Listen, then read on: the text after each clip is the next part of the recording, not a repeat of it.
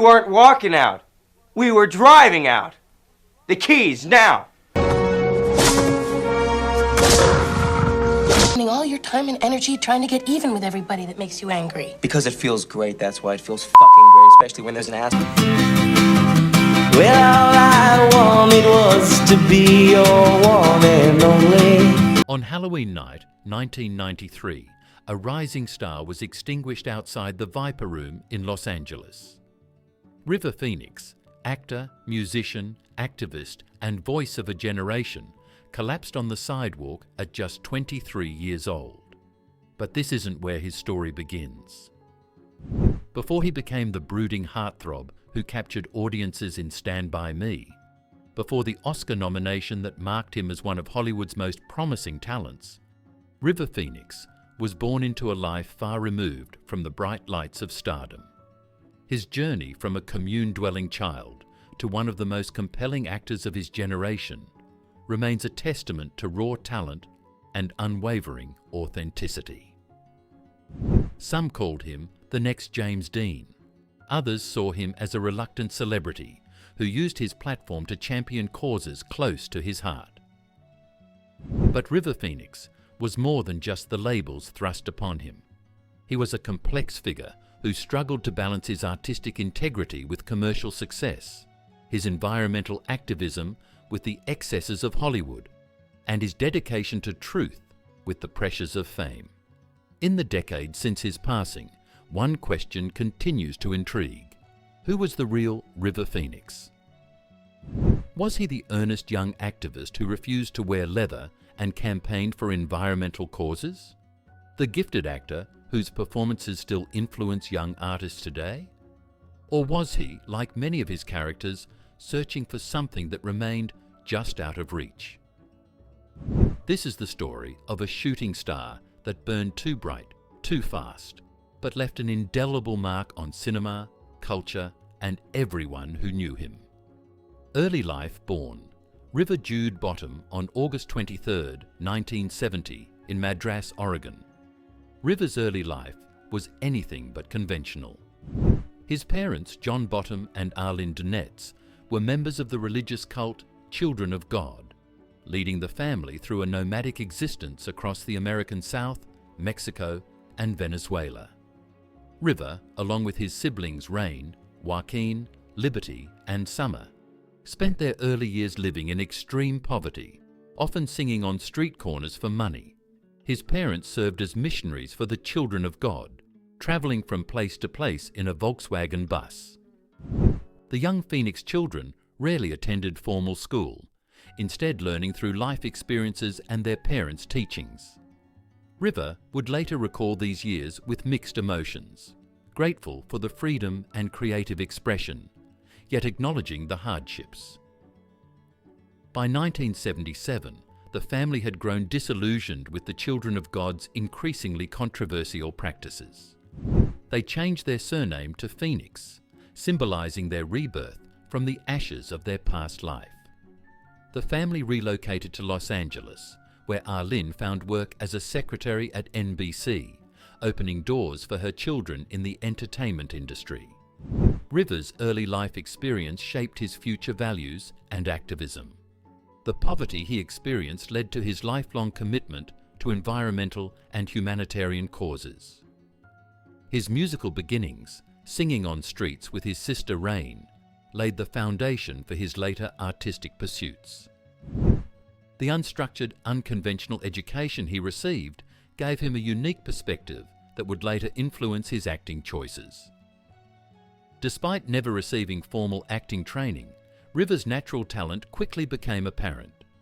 His parents' encouragement of creativity and self-expression, even during their hardest times, had unknowingly prepared him for a career that would define a generation. However, these early years also instilled a complexity in River that would follow him throughout his life, a tension between his countercultural upbringing and his eventual immersion in Hollywood's mainstream. These formative experiences created an old soul in a young body, giving River a depth and authenticity that would later set him apart in Hollywood. But they also left him with questions about identity and belonging that would influence both his career choices and personal struggles. Rise to fame. River's ascent in Hollywood began with commercials and small television roles in the early 1980s. His first notable appearance came in the short-lived CBS series Seven Brides for Seven Brothers, but it was his performance in Explorers, 1985, alongside Ethan Hawke that caught industry attention.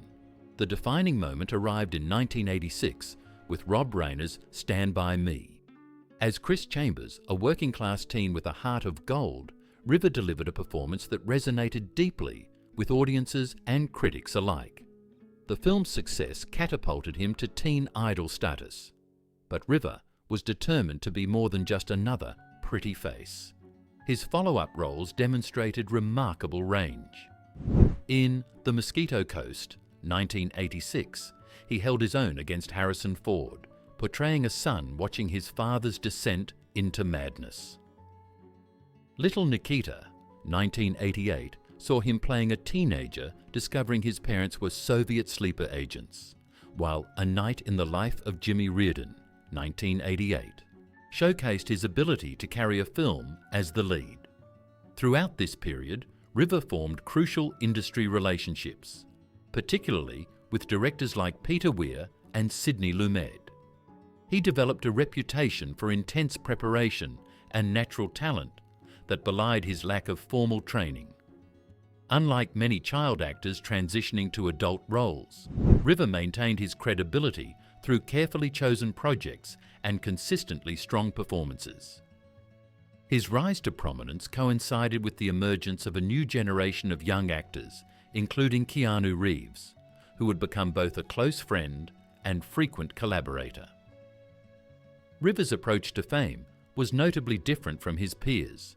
He remained environmentally conscious, often riding his bike to auditions and interviews, and used his growing platform to advocate for causes he believed in.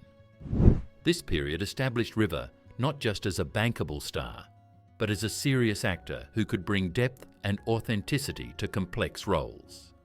His success paved the way for more challenging projects that would cement his legacy as one of the most talented actors of his generation. Career peak River. Phoenix's career reached its peak in the late 1980s and early 1990s. His portrayal of Danny Pope in Running on Empty, 1988, earned him Academy Award and Golden Globe nominations for Best Supporting Actor at just 18. The role, directed by Sidney Lumet, showcased his ability to capture complex emotional landscapes as a teenager whose parents are fugitives from the FBI Indiana Jones and The Last Crusade, 1989, introduced him to his largest audience yet, playing young Indiana Jones in the film's opening sequence. Despite the blockbuster exposure, River remained committed to independent cinema, choosing roles that challenged both himself and audiences. His most critically acclaimed performance came in Gus Van Sant's My Own Private Idaho, 1991. As Mike Waters, a narcoleptic street hustler searching for his mother, River delivered a raw, vulnerable performance that many consider his finest work. The film, co-starring Keanu Reeves, pushed boundaries in its exploration of sexuality, identity, and belonging. Throughout this period, River's method acting approach intensified. He would immerse himself completely in his characters, often staying in role between takes. His performance in Dogfight, 1991, demonstrated this commitment, as he learned to play guitar and studied Marine Corps behavior for the role. His final completed film, The Thing Called Love, 1993, allowed him to combine his passions for acting and music. Though the film wasn't a commercial success, it captured River's musical talents and natural charisma.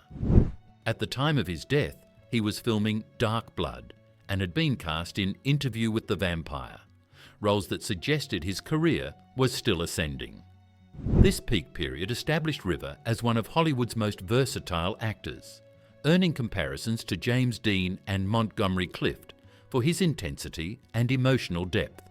His work during these years continues to influence actors and filmmakers today. Personal life. River Phoenix's personal life and activism were deeply intertwined with his public persona. An outspoken environmentalist and animal rights advocate, he became a vegan at age 8 and often used his celebrity status to promote these causes.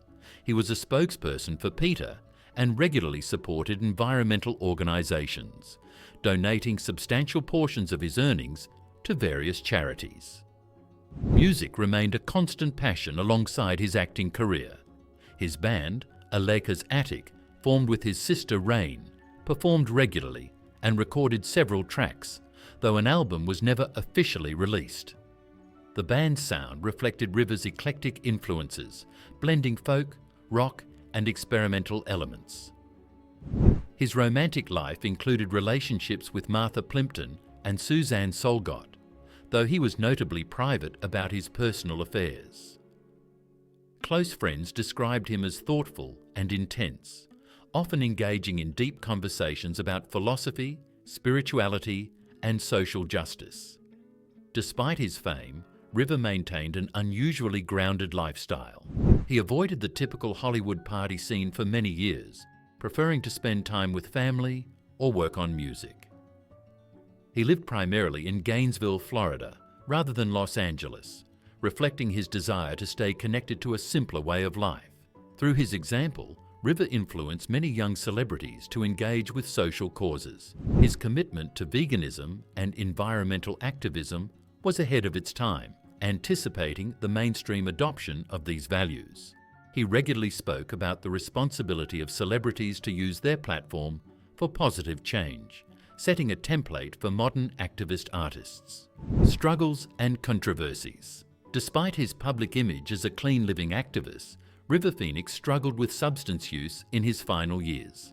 His drug use reportedly began during the filming of My Own Private Idaho, where his method-acting approach to playing a street hustler led to experimentation with harder drugs.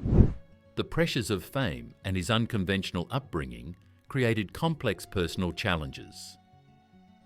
Friends noted changes in his behaviour and appearance by 1993. His family dynamics remained complicated. While close-knit, they carried the weight of their unusual past and River's role as the family's primary breadwinner from a young age. The circumstances of his death outside the Viper Room on October 31, 1993, revealed the extent of his struggles. The autopsy reported lethal levels of cocaine and morphine, along with other substances. In the days before, he had been filming Dark Blood in Utah, showing signs of drug use that concerned the crew. The media coverage following his death was intense and often sensationalized. The contrast between his public image as an environmental activist and the circumstances of his death led to widespread discussion about the pressures faced by young celebrities. Those closest to him maintained that his substance use shouldn't define his legacy, pointing to his continued commitment to the causes he believed in, even during his struggles. His death sparked important conversations about addiction and mental health in Hollywood, particularly among young actors. Legacy River. Phoenix's legacy continues to influence film, music, and activism decades after his death. As one of the most promising actors of his generation, his work bridged the gap between commercial and independent cinema. His performances in Stand By Me, Running on Empty, and My Own Private Idaho are studied in film schools and continue to influence young actors. His approach to activism, combining celebrity platform with genuine commitment, set a template followed by many modern stars. The environmental and animal rights causes he championed have become increasingly mainstream, validating his early advocacy. His death sparked changes in Hollywood's approach to young actors' mental health and substance use. The industry began paying more attention to the pressures faced by young performers, leading to better support systems and awareness. The Phoenix family continues his legacy through their work in entertainment and activism. His brother Joaquin's successful career often draws comparisons to River's talent and intensity. The family established the River Phoenix Center for Peace Building, focusing on conflict resolution and environmental issues. Modern audiences continue to discover his work through streaming platforms, finding relevance in his portrayals of outsiders and seekers. His brief but impactful career demonstrates how an artist can maintain integrity while achieving commercial success.